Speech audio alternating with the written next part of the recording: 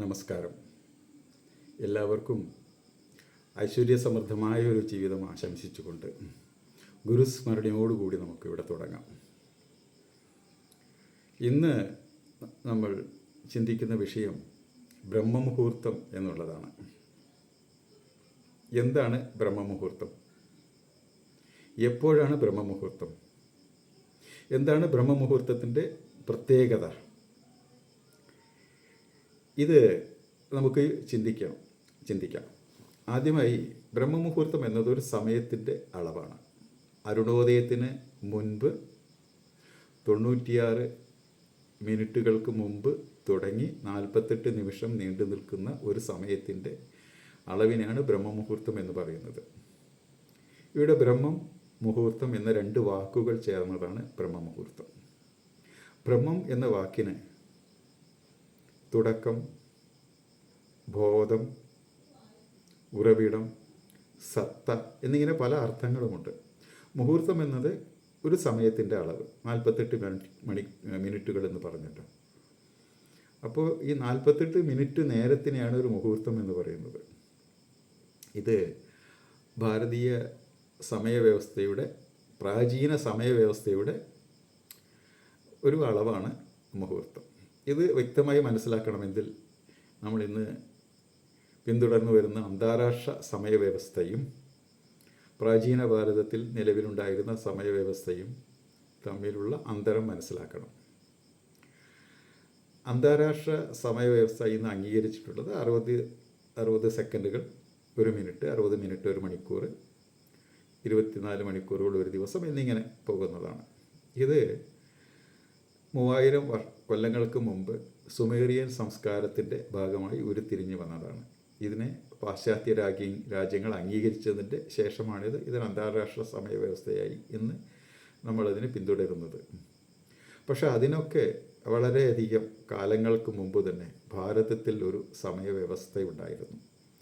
സമയവ്യവസ്ഥ മാത്രമല്ല, എല്ലാ ശാസ്ത്രരംഗങ്ങളിലും ഭാരതം വളരെ പുരോഗമിച്ച ഒരു നിലയിൽ തന്നെ ആയിരുന്നു. പിന്നീട് വിദേശികളുടെ ആക്രമണം കൊണ്ട് നമ്മുടെ യൂണിവേഴ്സിറ്റികളും ശാസ്ത്രഗ്രന്ഥങ്ങളുമൊക്കെ നശിപ്പിക്കപ്പെടുകയും മിച്ചമുണ്ടായിരുന്നത് പാശ്ചാത്യർ എടുത്തുകൊണ്ടുപോവുകയും ചെയ്യുന്നതിൻ്റെ ഫലമായി ഭാരതത്തിന് ഇന്നുള്ള ഈ അവസ്ഥയിലേക്ക്, ശാസ്ത്രത്തെ പാശ്ചാത്യ രാജ്യങ്ങളെ നോക്കിക്കൊണ്ടിരിക്കേണ്ട അവസ്ഥയിലേക്ക് മാറാനുള്ള കാരണം അതാണ്. ഈ ഭാരതീയ സമയവ്യവസ്ഥയുടെ ഭാഗമായി ഏറ്റവും ചെറിയ സമയത്തിൻ്റെ അളവ് പരമാണു എന്നാണ് പറഞ്ഞിരുന്നത്. പരമാണു എന്നത് ഏറ്റവും ചെറിയൊരു അണുവാണെന്ന് നമുക്കറിയാം. ഇവിടെ സമയത്തിനെയും പരമാണു എന്ന് പറയാനുള്ള കാരണം, സൂര്യരശ്മി ഒരു പരമാണുവിനെ കുറുകെ കടന്നു ചെല്ലാനുള്ള സമയത്തിനെയാണ് പരമാണു എന്ന് പറയുന്നത്. സൂര്യരശ്മിയുടെ വേഗത നമുക്കറിയാം. ഒരു സെക്കൻഡിൽ 3 ലക്ഷം കിലോമീറ്ററുകൾ കടന്നു ചെല്ലുന്നതാണ് സൂര്യരശ്മി. ഒരു സെക്കൻഡിൽ 3 ലക്ഷം കിലോമീറ്ററുകൾ. അപ്പോൾ ഒരു പരമാണുവിനെ അത് ക്രോസ് ചെയ്യാനുള്ള സമയം എത്രയാണെന്ന് നമുക്ക് ചിന്തിച്ചാൽ പോലും അറിയാത്ത അത്രയും സൂക്ഷ്മമാണ്. അങ്ങനെ 2 പരമാണുക്കൾ ചേർന്നത് ഒരണു, 3 അണുക്കൾ ചേർന്നാൽ ഒരു ത്രേസരണു, 3 ത്രേസരണുക്കൾ ഒരു ത്രുടി, 100 ത്രുടി ഒരു വേദം, ഒരു 3 ലവം, ഒരു 3 വേദം ഒരു ലവം, 3 ലവം ഒരു നിമിഷം. ആ നിമിഷം എന്ന് പറയുമ്പോൾ നാം കണക്കാക്കുന്ന മിനിറ്റ് എന്നതല്ല, 60 സെക്കൻഡ് ഒരു മിനിറ്റ്, നിമിഷം എന്നുള്ള കണക്കിലല്ല വരുന്നത്. അത് ഈ ഭാരതീയ സമയവ്യവസ്ഥ പ്രകാരം അത് ശരിയല്ല. അങ്ങനെ 3 നിമിഷം ഒരു ക്ഷണം, 5 ക്ഷണം ഒരു കാഷ്ട, 15 കാഷ്ട ഒരു ലഘുത, 15 ലഘുത ഒരു നാഴിക, 2 നാഴിക ഒരു മുഹൂർത്തം. ഇപ്പം മുഹൂർത്ത കാലം എത്രയാണെന്ന് മനസ്സിലാക്കണം. 2 നാഴിക നേരമാണ് ഒരു മുഹൂർത്തം. 30 മുഹൂർത്തങ്ങളാണ് ഒരു ദിവസം. ഒരു ദിവസത്തിന് അഹോരാത്രം എന്നാണ് പറയുന്നത്. 30 മുഹൂർത്തങ്ങൾ ഒരു അഹോരാത്രം. ഇതിൽ ഈ നിമിഷം എന്ന് പറഞ്ഞത് 433 മില്ലി സെക്കൻഡുകളാണ്. ഒരു 1.3 സെക്കൻഡാണ് ഒരു ക്ഷണം എന്ന് പറയുന്നത്. അപ്പോൾ ഈ ഒരു നിമിഷത്തിന് പിന്നിലുള്ള സമയത്തിനെ എത്രമാത്രം വിഭജിച്ചിട്ടുണ്ട്, ഒരു പരമാണു വരെ വിഭജിച്ചിട്ടുണ്ട്, അത് പ്രകാരമുള്ള കണക്കുകൾ. ഇതോടെ നിൽക്കുന്നില്ല. ഇനി അഹോരാത്രത്തിൻ്റെ മേലെ ആഴ്ചകൾ, പക്ഷം, തിഥി, പക്ഷം എന്നിങ്ങനെ പോകുന്നുണ്ട്. അത് ബ്രഹ്മവർഷം വരേക്ക് വലിയൊരു സമയപ്രവാഹം തന്നെ അതിൻ്റെ ഈ കണക്കുകൂട്ടൽ ഉണ്ട്. അപ്പോൾ ഇതിൽ നിന്ന് തന്നെ മനസ്സിലാക്കാം നമ്മൾ എത്രമാത്രം ശാസ്ത്രീയമായും ഗണിതശാസ്ത്രത്തിലുമൊക്കെ എത്ര ഉയർന്ന നിലയിലായിരുന്നു എന്ന് നമുക്ക് മനസ്സിലാക്കാം. ഈ സമയവ്യവസ്ഥ എന്ന് പറയുന്നത് ജ്യോതിശാസ്ത്രത്തിൻ്റെ ഒരു ഭാഗമാണ്. ജ്യോതിശാസ്ത്രം എന്ന് പറയുമ്പോൾ ഉടനെ നമ്മൾ പ്രവചനശാസ്ത്രം എന്ന് ചിന്തിക്കരുത്. ജ്യോതിശാസ്ത്രം എന്ന് പറയുന്നത് നക്ഷത്രങ്ങളും ഗ്രഹങ്ങളും അതുപോലെയുള്ള ഖഗോള വസ്തുക്കളുടെ പ്രതിഭാസത്തിനെ കണക്കാക്കുന്ന ഒരു ശാസ്ത്രശാഖയാണ് ജ്യോതിശാസ്ത്രം. ഭൗമേതര ശാസ്ത്രം, അസ്ട്രോണമി, കോസ്മോളജി എന്നൊക്കെ പറയുന്നതാണ് ജ്യോതിശാസ്ത്രം. അപ്പോൾ അടുത്തത് നമുക്ക് ഈ മുഹൂർത്തത്തിലേക്ക് തന്നെ തിരിച്ചു വരാം. മുഹൂർത്തം എന്ന് പറയുമ്പോൾ അത് 2 നാഴികകൾ ചേർന്നതാണ് ഒരു മുഹൂർത്തം. 2.5 നാഴികകളാണ് ഒരു മണിക്കൂർ. അപ്പോൾ ഒരു മുഹൂർത്തം എന്ന് പറയുന്നത് 48 മിനിറ്റാണ്. ഒരു നാഴിക 24 മിനിറ്റ്. 2 നാഴിക ചേരുമ്പോൾ 48 മിനിറ്റാണ് ഒരു മുഹൂർത്ത നേരം. ഇപ്പം നമുക്ക് ബ്രഹ്മമുഹൂർത്തം എപ്പോഴാണെന്ന് ചിന്തിക്കാം. ഭൂമി ഭ്രമണം ചെയ്തുകൊണ്ടിരിക്കുന്നു. 30 മുഹൂർത്തങ്ങളെ കൊണ്ട് 180 ഡിഗ്രി ഭൂമി സ്വയം ഭ്രമണം ചെയ്യുന്നു. ഇതിൽ 360 ഡിഗ്രി ഭ്രമണം ചെയ്യുന്നു. ഇതിൽ 180 ഡിഗ്രി പകലും സൂര്യാസ്തമയത്തിന് ശേഷമുള്ള 180 ഡിഗ്രി രാത്രിയുമാണ്. ഇങ്ങനെ ഭ്രമണം ചെയ്യുമ്പോൾ തുടക്കം മുതൽ ഓരോ മുഹൂർത്തങ്ങളായി വരുമ്പോൾ 29ാമത്തെ മുഹൂർത്തമാണ് ബ്രഹ്മമുഹൂർത്തം. അപ്പോൾ ബ്രഹ്മമുഹൂർത്ത സമയം എന്ന് പറയുന്നത് സൂര്യോദയത്തിന് 1 മണിക്കൂറും 36 മിനിറ്റും, അതായത് 96 മിനിറ്റുകൾക്ക് മുമ്പ് തുടങ്ങി 48 മിനിറ്റുകൾ നീണ്ടു നിൽക്കുന്ന സമയമാണ്. അപ്പോൾ ഇനി ഡിഗ്രി കണക്ക് വെച്ച് നോക്കുമ്പോൾ 360 ഡിഗ്രി ഒരു ചുറ്റാണെങ്കിൽ അരുണോദയത്തിന് 24 ഡിഗ്രി മുൻപ് തുടങ്ങി 12 ഡിഗ്രി വരെയുള്ള സമയമാണ് ബ്രഹ്മമുഹൂർത്തം. ഈ സമയത്തിൻ്റെ പ്രത്യേകത എന്താണ്? ഇപ്പോൾ അരുണോദയത്തിന് ശേഷം സൂര്യരശ്മി മുകളിൽ നിന്ന് താഴോട്ട് ഭൂമിയിലേക്ക് പതിക്കുന്നു. ഭൂമി സൂര്യരശ്മിയുടെ നേരെ വരുമ്പോൾ വളരെ പ്രകാശമാനമാകുന്നു. പ്രഭാതം തുടങ്ങി പ്രദോഷം വരെ സൂര്യൻ്റെ ഉഷ്ണവും പ്രകാശവും കൂടുതലായി പിന്നെ കുറഞ്ഞ് സൂര്യാസ്തമയത്തിൽ കുറയുന്നു. സൂര്യൻ ഭൂമിയുടെ താഴ്ഭാഗത്തേക്ക് കീഴോട്ട് പോകുമ്പോൾ താഴത്ത് ഭൂമിയുടെ മറവ് കൊണ്ട് സൂര്യരശ്മി ഭൂമിയുടെ നാം താമസിക്കുന്ന അന്തരീക്ഷത്തിലേക്ക് നേരിട്ട് പ്രവേശിക്കുന്നില്ല. അപ്പോൾ അതുകൊണ്ട് അവിടെ ഇരുട്ടാണ്. നേരിട്ട് സൂര്യരശ്മി ലഭിക്കാത്തതുകൊണ്ട് ഇരുട്ട് അനുഭവപ്പെടുന്നു. ഇതിന് വേറൊരു കാരണമുണ്ട്. സൂര്യരശ്മി ഒരു വസ്തുവിൽ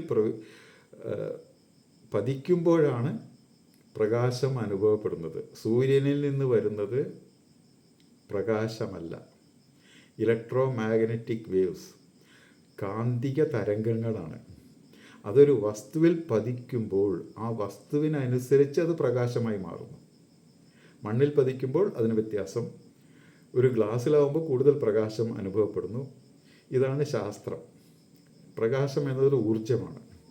കാന്തതരംഗങ്ങൾ ഊർജമായിട്ട് അവിടെ മാറുന്നു. ഇപ്പോൾ ഭൂമിയുടെ പിൻഭാഗത്തേക്ക് താഴത്തേക്ക് പോകുമ്പോൾ അവിടുന്ന് മേൽപോട്ട് വരുമ്പോൾ ഭൂമിയിലത് പതിക്കുന്നില്ല, അത് പ്രകാശമാകുന്നില്ല. സൂര്യൻ്റെ കാന്തിക കിരണങ്ങൾ അപ്പോഴും അന്തരീക്ഷത്തിൽ വരുന്നുണ്ട്. അത് ചന്ദ്രനിൽ പ്രതിഫലിക്കുമ്പോഴാണ് ചന്ദ്രൻ്റെ പ്രകാശം നമുക്ക് അനുഭവപ്പെടുന്നത്. ഇപ്പോൾ ഭൂമിയുടെ അന്തരീക്ഷത്തിൽ സൂര്യകിരണങ്ങൾ വരുന്നുണ്ട്, നേരിട്ട് ഭൂമിയിൽ പതിക്കാത്തത് കൊണ്ട് അവിടെ പ്രകാശം അനുഭവപ്പെടുന്നില്ല, പ്രകാശം ഉണ്ടാകുന്നില്ല.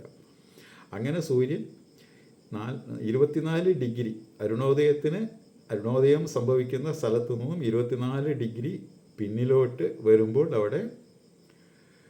അപ്പോൾ ബ്രഹ്മമുഹൂർത്തം തുടങ്ങുന്നു. അപ്പോൾ 24 ഡിഗ്രിയിൽ ചെരിഞ്ഞുകൊണ്ട് സൂര്യൻ്റെ കാന്തിക തരംഗങ്ങൾ നാം നിൽക്കുന്ന ഭൂമിയുടെ അന്തരീക്ഷത്തിലേക്ക് പ്രവേശിക്കുന്നു. അപ്പോഴും താഴത്തു നിന്നാണ് പ്രവേശിക്കുന്നത്. സൂര്യോദയത്തിന് ശേഷമാണ് അത് മേൽപോട്ട് പോകുന്നത്. സൂര്യോദയത്തിന് മുമ്പ് ഭൂമിയുടെ താഴത്തു നിന്ന് 24 ഡിഗ്രിയിൽ നാം നിൽക്കുന്ന ആ ഡിഗ്രി കണക്ക് നോക്കുമ്പോഴാണ് നാം നിൽക്കുന്ന ഭൂമിയുടെ മേൽഭാഗത്ത് വരുന്നത്. അപ്പോഴാണത് നേരിട്ട് അതിൻ്റെ ഇൻറ്റൻസിറ്റി, കൃത്യമായ ഇൻറ്റൻസിറ്റിയോടുകൂടി ഭൂമിയുടെ മേൽഭാഗത്ത് വരുന്നത്. താഴത്തു നിന്ന് ടോർച്ച് ആകാശത്തിലേക്ക് അടിക്കുന്ന പോലെ ആ പ്രകാശരശ്മികൾ അന്തരീക്ഷത്തിലൂടെ മേൽപോട്ട് പോകുമ്പോൾ ആ കാന്തിക ശക്തിയുടെ ഇൻറ്റൻസിറ്റി കൊണ്ട് ഓസോൺ പടലങ്ങളിൽ അത് പ്രവേശിക്കുമ്പോൾ ഓസോൺ പഠനങ്ങളിൽ ചില മാറ്റങ്ങൾ ഏർപ്പെടുത്തിക്കൊണ്ട് കൂടുതൽ ഓക്സിജൻ ഭൂമിയുടെ അന്തരീക്ഷത്തിലേക്ക് നമുക്ക് കൂടുതൽ ലഭ്യമാകുന്നു. അപ്പോൾ ഈ ബ്രഹ്മമുഹൂർത്ത സമയത്ത് നമുക്ക് കൂടുതൽ ഓക്സിജൻ ലഭ്യമാകുന്നു, ഒന്നാമത്.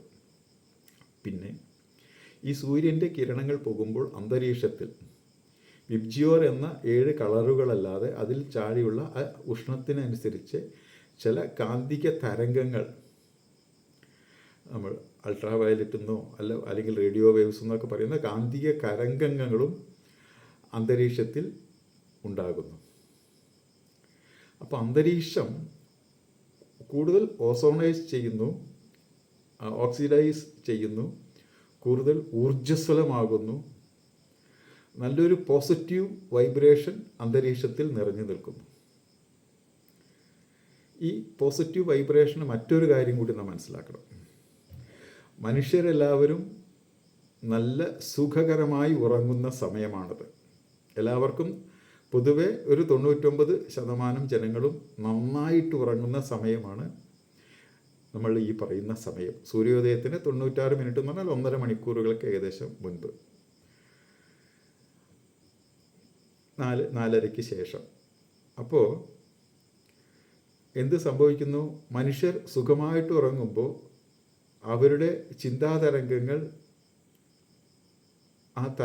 തരംഗങ്ങൾ വളരെയധികം കുറവാണ്. അന്തരീക്ഷത്തിലെ ചിന്തയുടെ പൊല്യൂഷൻ, മലീനസമായ ചിന്താതരംഗങ്ങൾ അന്തരീക്ഷത്തിൽ വളരെ കുറഞ്ഞ സമയമാണ് ഈ ബ്രഹ്മമുഹൂർത്ത സമയം. ഈ മനുഷ്യൻ്റെ ചിന്താതരംഗങ്ങൾ, പ്രത്യേകിച്ച് മലീനസമായ ചിന്താതരങ്ങൾ മറ്റുള്ളവരിലേക്ക് കൂടെ പ്രസരിക്കാൻ വളരെ ശക്തിയുള്ളതാണ്. നമ്മുടെ ചിന്തകൾ മറ്റുള്ളവരുടെ മനസ്സിലും ആ ചിന്തകൾ ഉദയമാകുന്നു എന്നുള്ളത് നാം മനസ്സിലാക്കണം. അത് നല്ല ചിന്തകൾ മറ്റുള്ളവരുടെ മനസ്സിൽ ഉദയമാകുമ്പോൾ അത് നന്മ ചെയ്യുന്നതാണ്. മലീനസമായ ചിന്തകളാണെങ്കിൽ അത് ലോകത്തിൻ്റെ തന്നെ സമാധാനത്തെ കെടുക്കുന്നതാണ്. അപ്പോൾ എല്ലാവരും ഉറങ്ങുമ്പോൾ, ശാന്തമായിട്ട് ഉറങ്ങുമ്പോൾ അന്തരീക്ഷത്തിൽ ചിന്താതരംഗങ്ങളുടെ ആ ഇൻറ്റൻസിറ്റി അവിടെ കുറവായിരിക്കും. അപ്പോൾ അന്തരീക്ഷം വളരെ പരിശുദ്ധമായൊരു അന്തരീക്ഷം, വളരെ ഊർജം നിറഞ്ഞൊരു അന്തരീക്ഷം, സൂര്യകിരണങ്ങളുടെ ആ റേഡിയോ വേവ്സ്, വളരെ നല്ല വേവ്സ് അന്തരീക്ഷത്തിൽ നിറഞ്ഞു നിൽക്കുന്ന സമയം. ഈ സമയത്ത് ഉറങ്ങുമ്പോൾ നമുക്ക്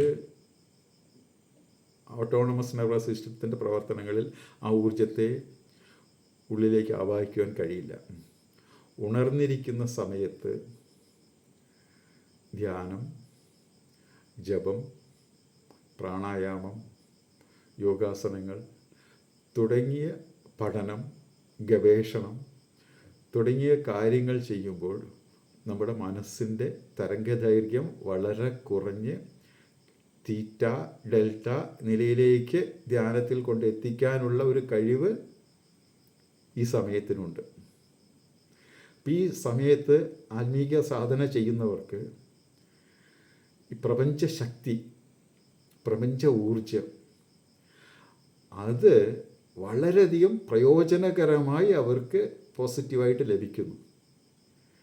സൂര്യോദയത്തിന് ശേഷം മനുഷ്യരൊക്കെ ഉണർന്ന് അവരവരുടെ ദൈനംദിന കൃത്യങ്ങളിലേക്ക് പോകുമ്പോൾ പലതരത്തിലുള്ള ബിസിനസ്സുകളൊക്കെ അവരുടെ ചിന്താതരംഗങ്ങളിൽ ഉദയമാകുമ്പോൾ ആ ചിന്താതരംഗങ്ങൾ അന്തരീക്ഷത്തിലേക്ക് പ്രവഹിച്ച് അത് മറ്റുള്ളവരുടെ മനസ്സിലും അതിനനുസരിച്ചിട്ടുള്ള ഒരു ഡിസ്റ്റർബൻസ് ഉണ്ടാക്കും. പക്ഷേ ഈ സമയം അന്തരീക്ഷം വളരെ ശാന്തമാണ്, വളരെ ഊർജ്ജസ്വലമാണ്. ഈ സമയത്തിന് മുമ്പ് എഴുന്നേറ്റ് ആ കൃത്യസമയത്തിനെ ഉപയോഗിക്കാൻ വേണ്ടി നമ്മൾ പരിശീലനം തുടങ്ങുമ്പോൾ, സാധന ചെയ്യുമ്പോൾ നമ്മൾ വിചാരിച്ചതിനേക്കാൾ ലക്ഷ്യം വളരെ അടുത്ത് തന്നെ നമുക്ക് ലക്ഷ്യം സാധ്യമാകും. 10 മടങ്ങ് വേഗത്തിൽ ലക്ഷ്യത്തിൽ എത്തിച്ചേരാൻ വളരെ സഹായിക്കുന്ന ഒരു സമയമാണ് ബ്രഹ്മമുഹൂർത്തം. അത് ആധ്യാത്മിക സാധന ചെയ്യുന്നവർക്ക് മാത്രമല്ല, പഠിക്കുന്ന വിദ്യാർത്ഥികൾക്കായാലും ശരി, ഗവേഷണം ചെയ്യുന്നവർക്കായാലും ശരി, ശാസ്ത്രജ്ഞന്മാർ അതുപോലെയുള്ളവർ, വളരെ ലോകകാര്യങ്ങൾക്ക് വേണ്ടി, ലോക നന്മയ്ക്ക് വേണ്ടി പ്രവർത്തിക്കുന്നവരാണെങ്കിലും ശരി, അവർക്കൊക്കെ വളരെയധികം പ്രയോജനം ചെയ്യുന്ന ഒരു സമയമാണ് ബ്രഹ്മമുഹൂർത്ത സമയം. പ്രകൃതി നമുക്ക് കനിഞ്ഞു നൽകിയ ഒരു സമയമാണ്. സമയം വീണ്ടും കൃത്യമായി ഒന്നുകൂടെ പറയട്ടെ, 48 മിനിറ്റുകളാണ് ബ്രഹ്മമുഹൂർത്തം. ഒരു മുഹൂർത്തം എന്നാൽ 48 മിനിറ്റാണ്. അത് സൂര്യോദയത്തിന് 96 മിനിറ്റുകൾക്ക് മുമ്പ് തുടങ്ങി 48 മിനിറ്റ് നീണ്ടു നിൽക്കുന്ന സമയമാണ്. അതിൻ്റെ ശേഷം ഒരു 48 മിനിറ്റുണ്ട്. അതും മോശമായ സമയം എന്നല്ല പറയുന്നത്. ഋഷീശ്വരന്മാരൊക്കെ സൂര്യോദയത്തിന് മുമ്പ്, അരുണോദയത്തിന് മുമ്പ് 3 മണിക്ക് തന്നെ, പുലർച്ചെ 3 മണിക്ക് തന്നെ അവരുടെ ഒരു ദിവസം ആരംഭിക്കുന്നു. അപ്പോൾ സൂര്യോദയത്തിന് ശേഷവും 1.5 മണിക്കൂർ, 2-3 മുഹൂർത്ത സമയങ്ങൾ അത്ര മോശമായ സമയമല്ല.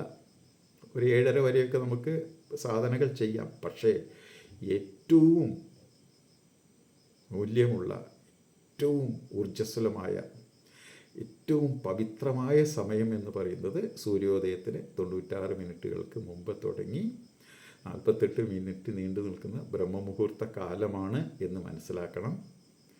മനസ്സിലാക്കി ഈ സമയത്തെ പാഴാക്കാതെ അതിരാവിലെ ഉണർന്ന് ആധ്യാത്മിക സാധനകൾ ചെയ്ത് നമ്മുടെ ലക്ഷ്യം, ആധ്യാത്മിക ലക്ഷ്യം നിറവേറ്റാൻ വേണ്ടി എല്ലാവരോടും ഞാൻ അഭ്യർത്ഥിക്കുകയാണ്. ലോകാ സമസ്ത സുഖിനോ ഭവന്തു. വാഴ്ക വളമുടൻ, വാഴ്ക വളമുടൻ.